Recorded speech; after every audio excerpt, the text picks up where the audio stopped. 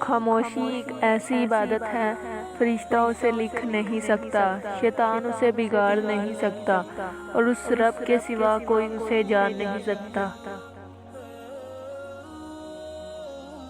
बाबा जी कहते थे, बेटा, मोहब्बत ये नहीं कि एक दूसरे को जहनी मरीज बना दिया जाए, बल्कि मोहब्बत तो एक दूसरे की थकावटें समेट लेने का नाम है।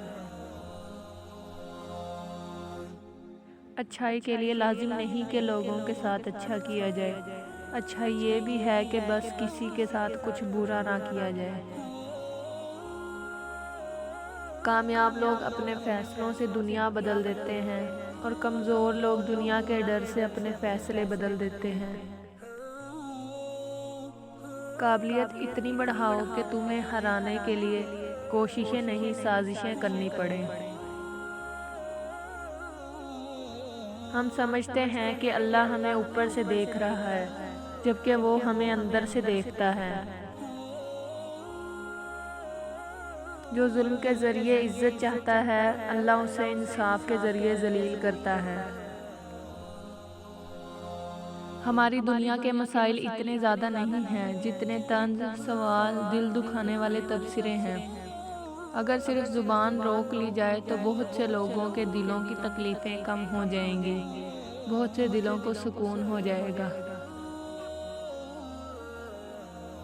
जिस तरह फूल का तारुफ उसकी खुशबू होती है, इसी तरह इंसान का तारुफ उसका किरदार होता है। तसव्वुर तो फिर तसव्वुर है, उसके कौन से हकीकतें बदल जाती हैं। दोज़ख का खौफ, हूर का लालच दिया गया। मैं चीखता रहा कि मुझे रोटी चाहिए। अपने दर्द को अपने रब से बांट लिया करो, फिर दर्द जाने, दवा जाने और खुदा जाने। मोती समझ के शाने करीमी ने चुन लिए, कतरे जो थे मेरे अरकुल नफाल के।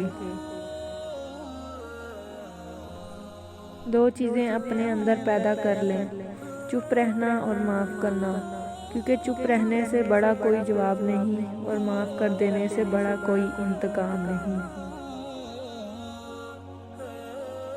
ज़मीर मरता है एहसास की खामोशी से, ये वो वफ़ात है जिसकी खबर नहीं होती। जो महसूस ना कर सकें उन पर अल्फाज भी क्यों ज़ाया किए जाएं। जो दूसरों के पैरों तले से ज़मीन खींचते हैं, बाज़ औक़ात खुद उनको भी कहीं पाँव रखने की जगह नहीं मिलती।